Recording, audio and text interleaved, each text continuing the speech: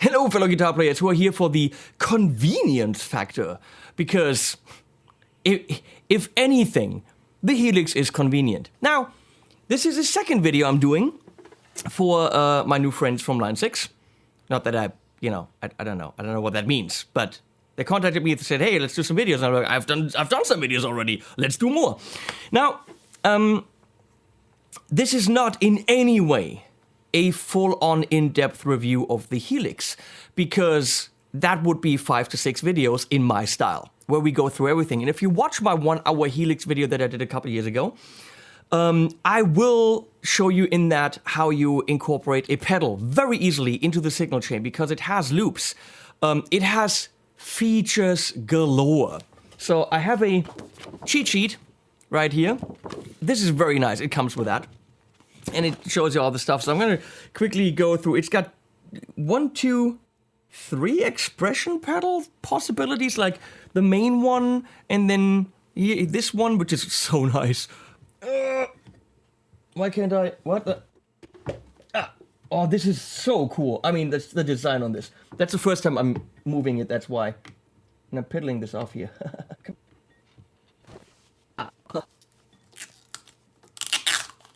Ooh, haha. Nice. Yeah, okay, back to me. So, 3 expression pedals. It can switch your amp.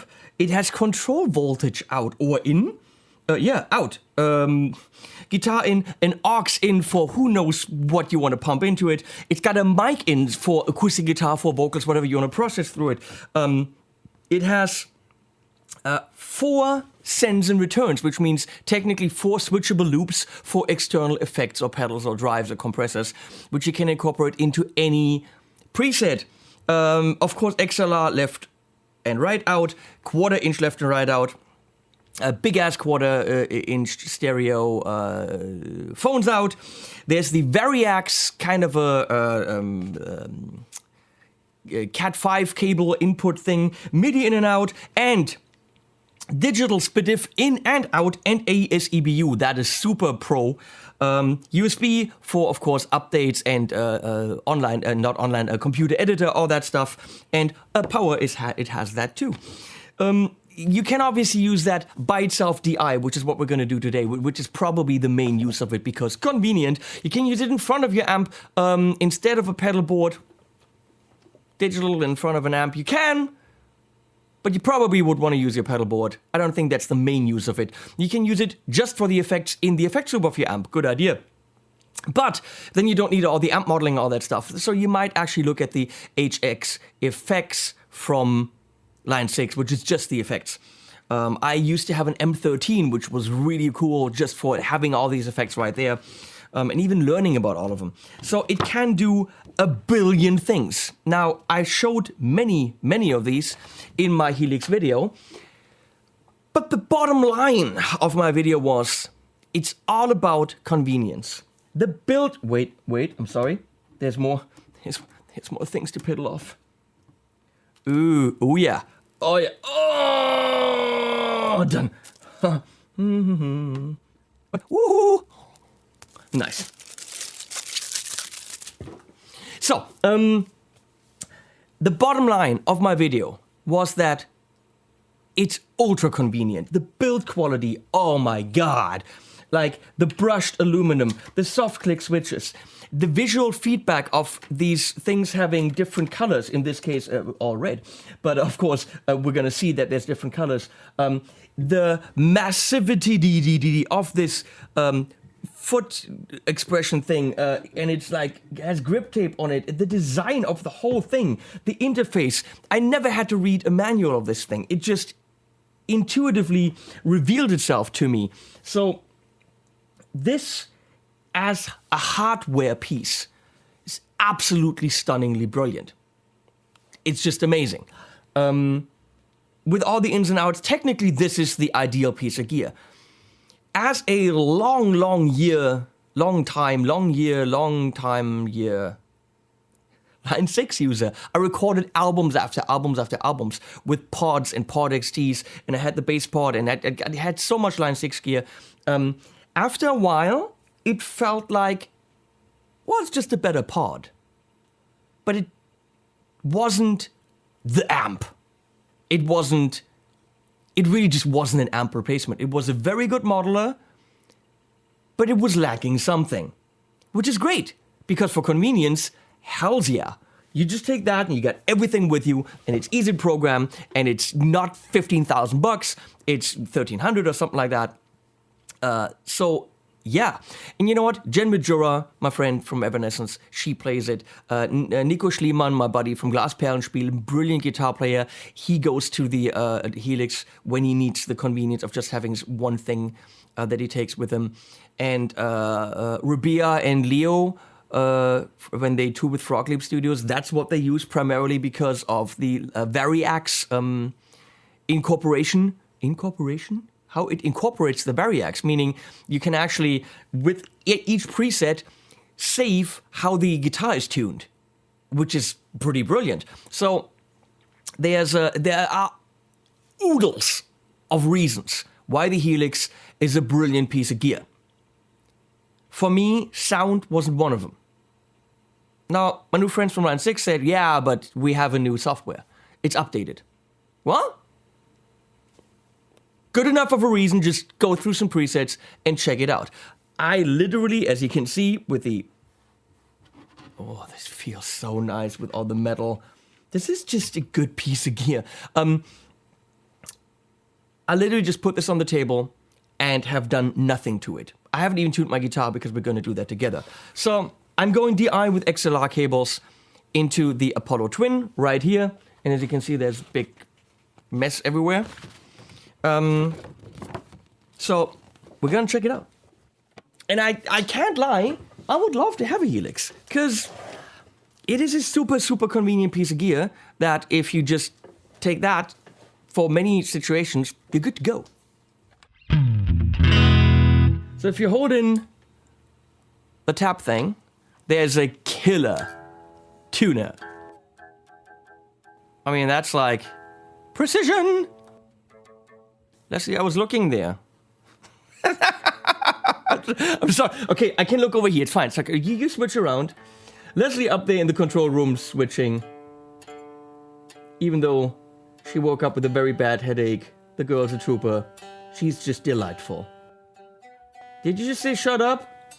You have to push the button, Leslie. It's not working. Hung up again. Good. This is all just so good. With these technically, wait, how do I? Bank. How do I? This is so nice. But don't these also have different colors? Don't I remember these having different colors? No, they don't. Cancel. I don't know what I'm doing. Here you have Stompbox mode. Here we have preset mode, and you can go up in banks. I mean, come on. You know what I'm talking about. This is not the full-on Helix review.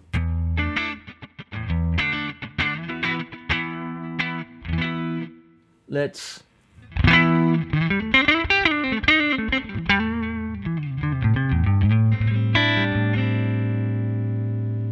Levels look good. You have a big-ass volume there.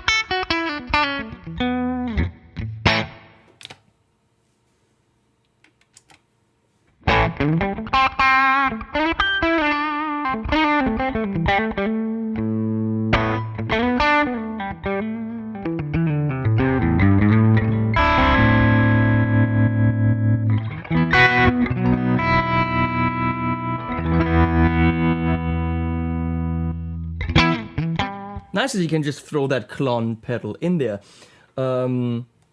Obviously you have direct access to bass, middle, treble, drive. Give it some more drive.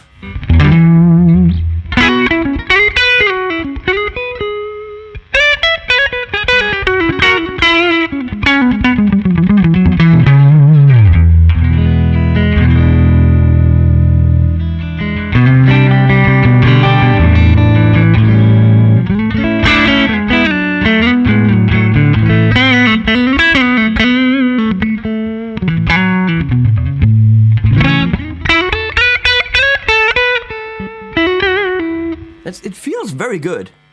I like it. That's nice. So, how do I get back here? Oh, here. Mode.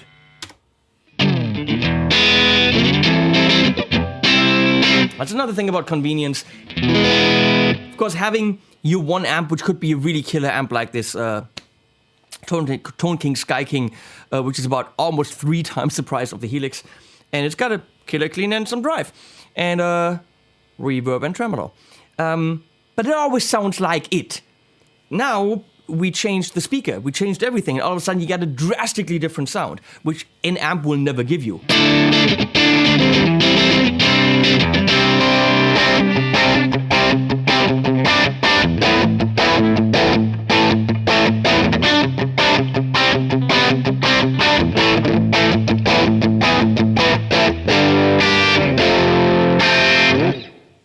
Like.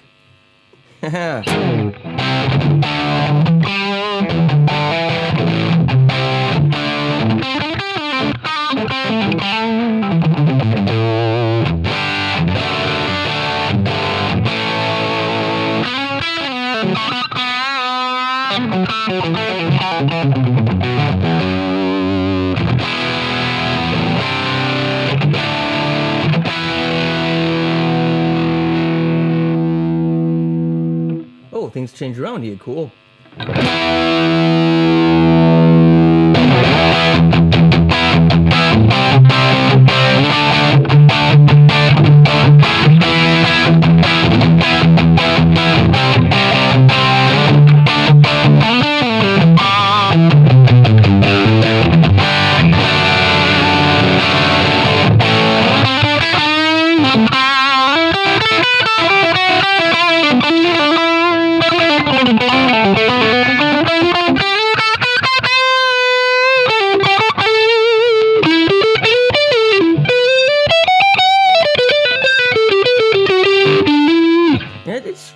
I'm experiencing things. I'm trying to give you an idea.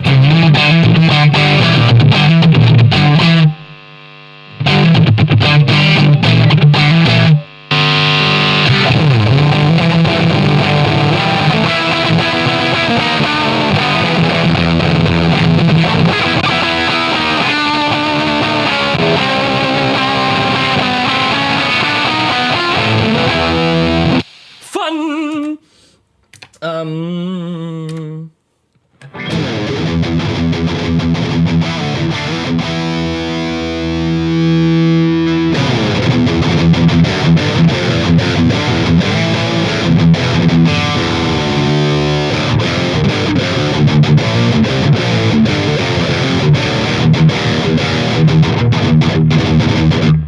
Have to hit the string.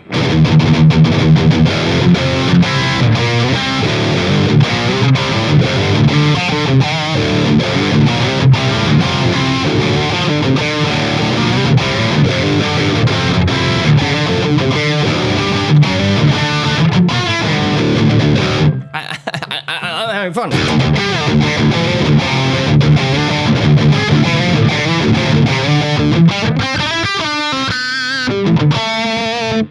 KKK? KKK? Not KKK, but you know what I'm talking about.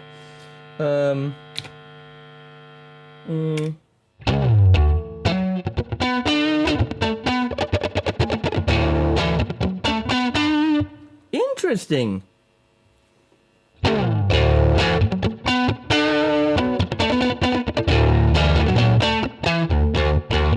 That little E string is just boom.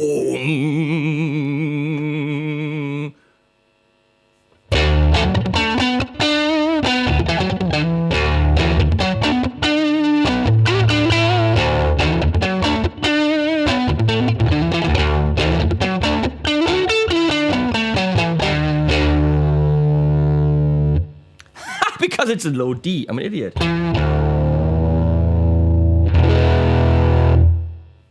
Let's check because my ears are not. Ha! Bad. That's what I'm trying to say.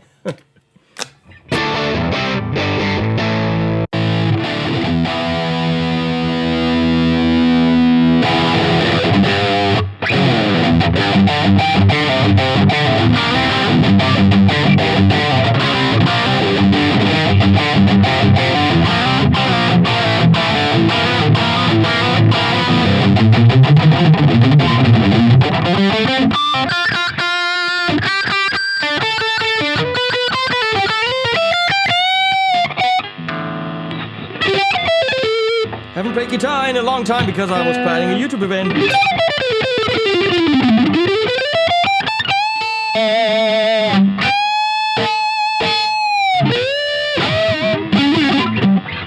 Okay, fun can be had. German Ubersonic.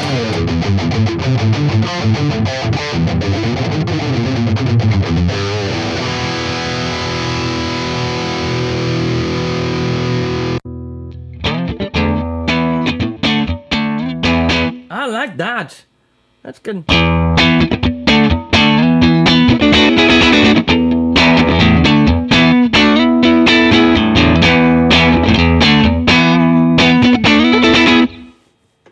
They are clearly hinting at what they're modeling here by calling this the Mandarin. So that's clearly an orange. It does sound like an orange, god damn it, nice.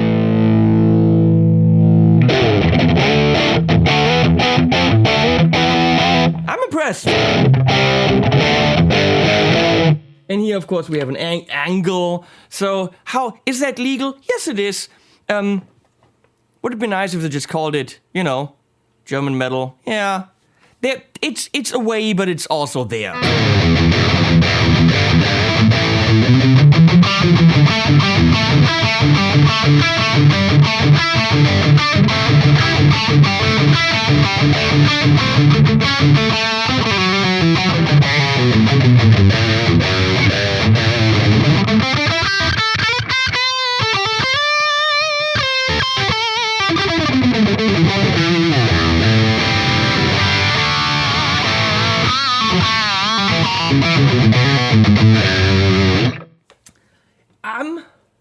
I'm liking what I'm hearing. Now,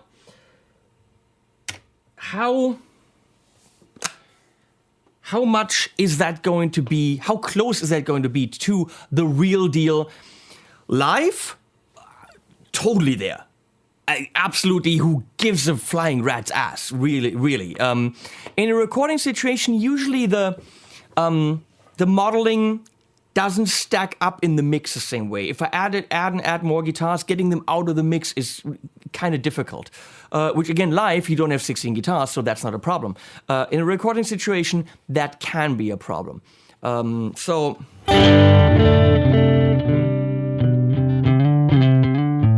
it does feel very here. I like that. I think it has made a jump to where I could, you know, be friends with it a lot more. And it's all about convenience. I'm pretty sure that the people from line 6, were they here, having like 25 amps behind them on MP switchers, being able to pick and choose with all the gear that I have, and they had to record their own album, I don't want to say they wouldn't use the Helix, but they would use it for a special. They would use it for a specific sound. They would use it for an effect. They would use it for something that I can't get here, which is very little. But if they had the chance to record a Friedman versus using their version of it, I'm pretty sure they would go for the Friedman, because there is still a difference. There has to be a difference, otherwise, why spend the money on this stuff? I mean, there is. It does feel different. It does come through the mix differently. You do play slightly differently. It does make a difference. However, money is an issue. There's no digital out on the Friedman. There's no presets on the Friedman. There's no effects built into the Friedman. I can't just throw the Friedman on the floor with me, have a little gig bag, put that there, and all my sounds are there. Convenience. I mean, convenience is a huge thing. And I'm going to say, yes, you have to make a small sacrifice in the actual sound. It does sound like a modeler, because it is a modeler. But it's very, very, very good, and it's very, very, very close to the actual thing, so that only when you're actually in a recording situation, gluing something to an album, you might say, well, let's get the real deal. If the real deal is conveniently available, if you have to go out and buy it, no, use a freaking Helix. You know, if the studio has amps like I do, use the amps. I've always been a huge fan of the actual hardware. It's brilliant, and for the money, bang for the buck, hells yeah. Of course, you can load IRs. I mean, yeah, I don't have to go into this. There's a billion things you can do with this thing. Sound-wise, I think it's a step up, the new firmware. They've updated it to where I would play this live and not even bat an eye. I'd be totally fine with it. I mean, I wouldn't carry stuff like that. I might carry like a little Rev D20 and a pedal board, but again, that's a different idea. That's not presets and all that stuff. I mean, there's so many different ways of approaching a gig. Like, look at Jen Majura, Evanescence. She's playing Synergy now, so she's playing that Syn 50 head with Evanescence. When she does a clinic somewhere for Ibanez, which she endorses, she doesn't take her Syn stuff, she takes a Helix, and she's fine with it, and it sounds great. So, as a all-in-the-box solution for 12-something or 1,300, yeah, hell yeah.